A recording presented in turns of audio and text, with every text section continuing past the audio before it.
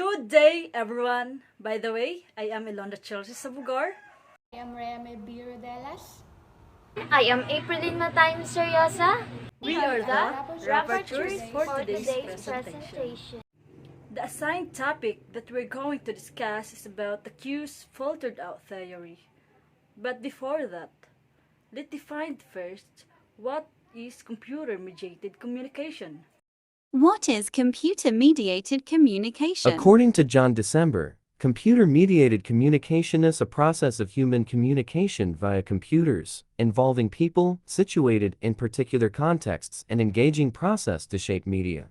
To really understand this definition, the first one is human, the importance of human communication.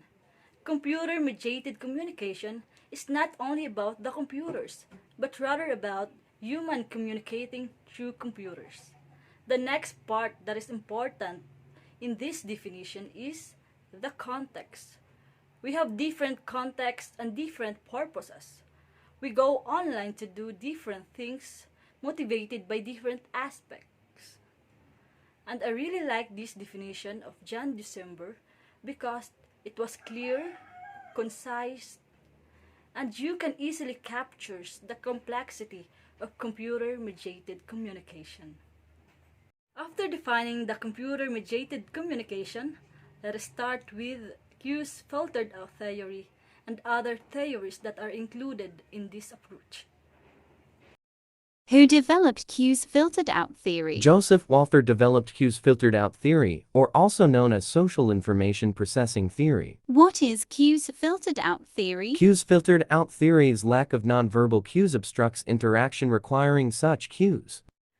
The cues filtered out theory is an approach that there's a large of emphasis on the lack of nonverbal cues and the fact that the lack of nonverbal cues compared to face-to-face communication really limits the interpersonal relationship between the sender and the receiver.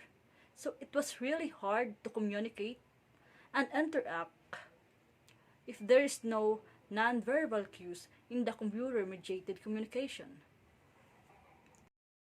Media, according to social presence theorists, are classified on a continuum ranging from cold to warm. Unlike cold media, warm media support large number of cue systems, and THUs offer greater involvement of users.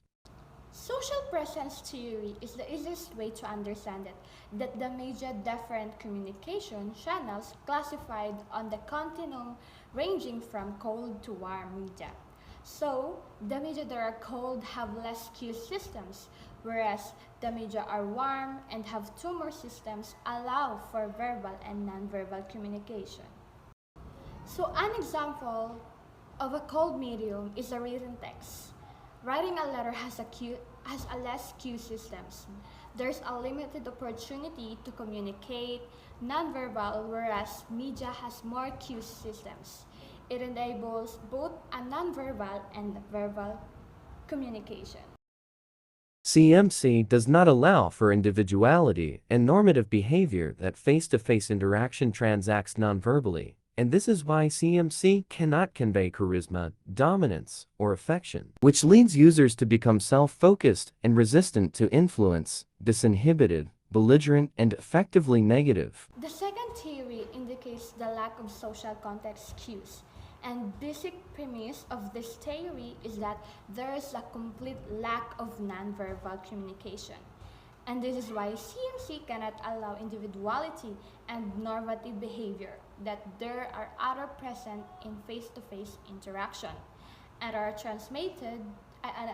transacted through number booking. So this is why, according to this theory, CMC users became individuated enormous. In other words, CMC cannot convey charisma, cannot convey dominance, affection, and it leads users to become self-focused and resistant to the influence. They became disinhibited and belligerent of effectively negative. Unlike less rich or poor media, rich media are multimodal media. In other words, such media support multiple verbal and non-verbal cue systems. Media richness. So it is It is somewhat similar to social presence theory, in the sense that there is a continuum and a media that can be classified into media that have less cue systems and more cue systems. Yeah. The only difference is that the media have less cue systems. According to media richness theory, they are called me media, and that those have more cue system are called rich media, and in rich media they have the ability to incorporate verbal and non-verbal cues. So example, here's how different media are classified. Letter as the leanest type of media, followed by email, fax, text message, voicemail, telephone, video conference, and ending with the richest media, which is face-to-face. There are two major concepts of media richness, which are richness and equivocality. 1. Richness refers to the ability of the medium to incorporate multiple cue systems. 2. Equivocality, the degree to which a decision-making situation and information related to it are subject to multiple interpretations. Describe this as information complexity. The term richness, which refers to the ability of the medium to incorporate multiple cue systems. So the other important factor is equivocality, which is the degree to which a decision-making situation and information related to it are subject to multiple interpretations. Now, know that the media-richness theory clearly emerged from the organizational communications literature. So, a lot of references that are related to the student needing situations are related to effective communication within the organization. And the organization's effective communicators, yes. So, in general terms, equivocality can mean information complexity or the complexity of the task at hand. SIDE refers to the social identity model of de-individuation effects. It considers the absence of nonverbal cues in CMC as an impersonalizing deterrent to the expression and detection of individuality and the development of interpersonal relations online. Social identify model the individuation effect. So what's the theory arguing? Is that there are non-verbal cues tell us about the person, then we and the others become impersonal. It became hard to us to pick the individuality of ourselves and the others. Therefore, the individual development of interpersonal relationship may become harder.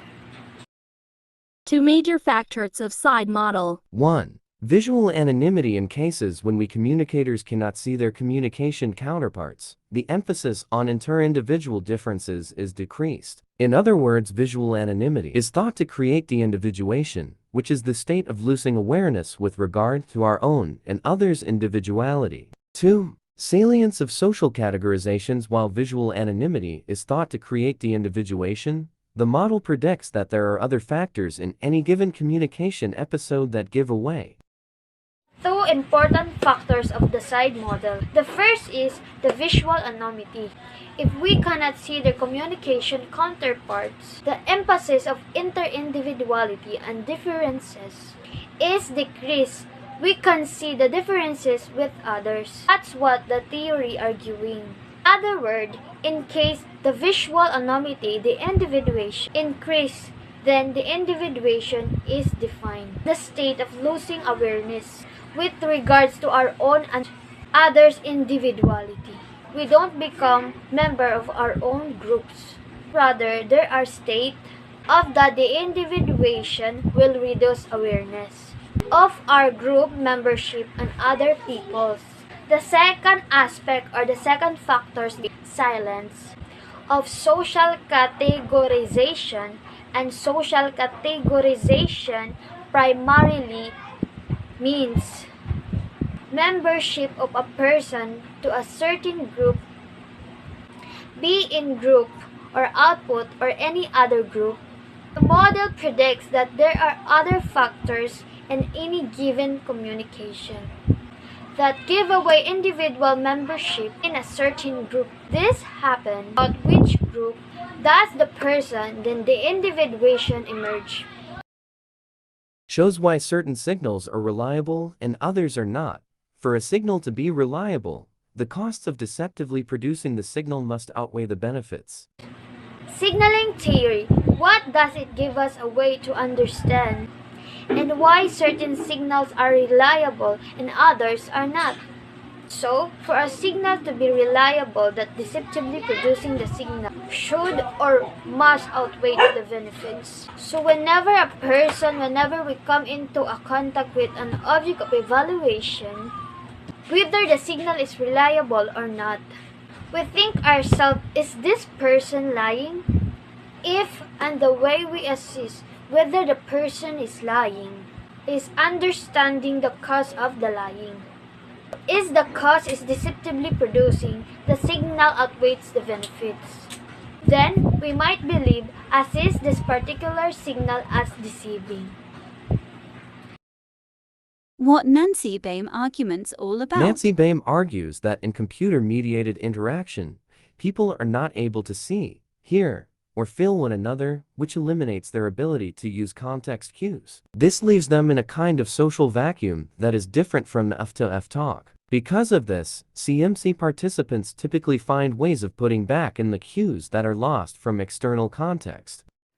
The face-to-face becomes an analog and benchmark for measuring the success of computer-mediated communication, which is viewed as substituting for the face-to-face, or also known as cues filtered out approach, because it examines which cues of nonverbal communication are missing in the communication event and how they are put back in. So in order to bring back the cues that are lost from external context, Nancy Baim suggested that we could use emoticons, the symbol used in email to denote facial expression and netiquette, the ways that cyberspace demands the forms of polite protocol expected in embedded life. Can emojis replace nonverbal cues? Yes, emojis can help replace non-verbal cues to some extent. The social information process theory even touches on the saying that CMC is equivalent to face-to-face sometimes, because when you can fill in the social cues with things like emojis and other things, but emojis are optional. So you can choose to show to people if you're feeling sad or embarrassed or stuff, something like you can't hide. In face-to-face, like communication, you have those little micro expressions in between people saying stuffs. So if someone says something that upsets you, you're gonna have a twitch or something stuff that you're gonna tell them that they said something that might have upset you, and then you corrected it before. It looked like you're upset, but you can still tell that they have the time to tell, whereas in which via technology, it's all up until they decide to tell you, and then you're left guessing. That can lead to a lot of miscommunication. For the last part of our discussion, there are 5 different sources of impact on computer-mediated communication. First, the external context in which the use of computer-mediated communication is set. For instance, the language and the city. Second, the temporal structure of the group, if it is either synchronistic or asynchronistic. Then third, the infrastructure of the computer system, the speed, the number of computers, and user friendliness. Then fourth, the purposes for which the computer-mediated communication is used, if it is interest-oriented, uses and gratifications. And lastly, the characteristics of group and its members. It is about the group size and educational level. So these are the external contexts bringing into the content of interaction. And that would be all.